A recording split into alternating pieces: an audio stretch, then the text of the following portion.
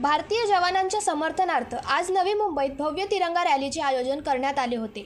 वनमंत्री गणेश नाईक यांच्या नेतृत्वाखाली वाशी येथील ब्लू डायमंड चौक ते छत्रपती शिवाजी महाराज चौकपर्यंत या तिरंगा रॅलीचे आयोजन करण्यात आले होते। भारतीय जवानांनी दाखवलेले सामर्थ्य आणि ऑपरेशन सिंदूर यशस्वीरित्या राबवल्याबद्दल भारतीय सैनिकांचे मनोबल वाढवण्यासाठी या तिरंगा रॅलीचे आयोजन करण्यात आले होते। देशभक्त नवी मुंबईकर या तिरंगा रॅलीमध्ये मोठ्या संख्येने सहभागी झाले होते।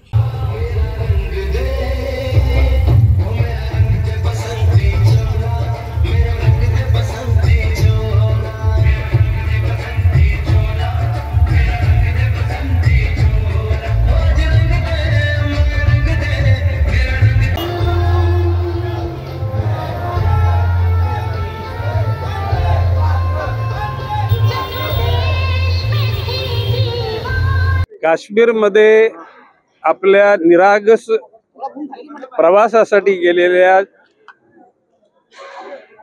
देशवासियांना त्यांच्या कुटुंबियासमोर त्यांना ज्या पद्धतीनं मारलं गेलं तो त्या आपल्या भगिनींचा सिंदूर म्हणजे कुंकू पुसला गेला।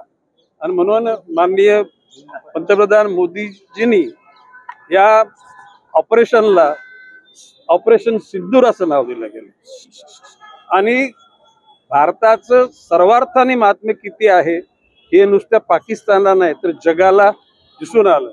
भविष्य काळामध्ये भारताच्या नांदाला कोणी लागणार नाही अशा प्रकारचा धडा शिकवलेला आहे। आणि त्याचबरोबर म्हणजे हे सगळं शौर्य कोणाचं? आपल्या सैनिकांचं, आपलं पायदल, नौदल आणि वायुदल।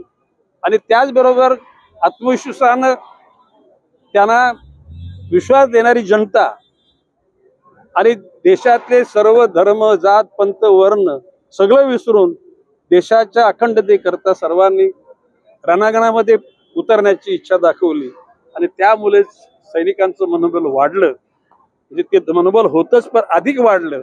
आणि भविष्य काळामध्ये अशा प्रकारचा प्रयोग कोणी करणार नाही अशा प्रकारचा इशारा देण्यात आला। अमोल कांबळे, जनशक्ती, नवी मुंबई। अरे, तुम्ही अजून आमच्या चॅनलला सबस्क्राइब नाही केलं तर लगेच जनशक्ती चॅनलला सबस्क्राइब करा आणि बेल आयकॉनवर क्लिक करा आणि रहा अपडेट।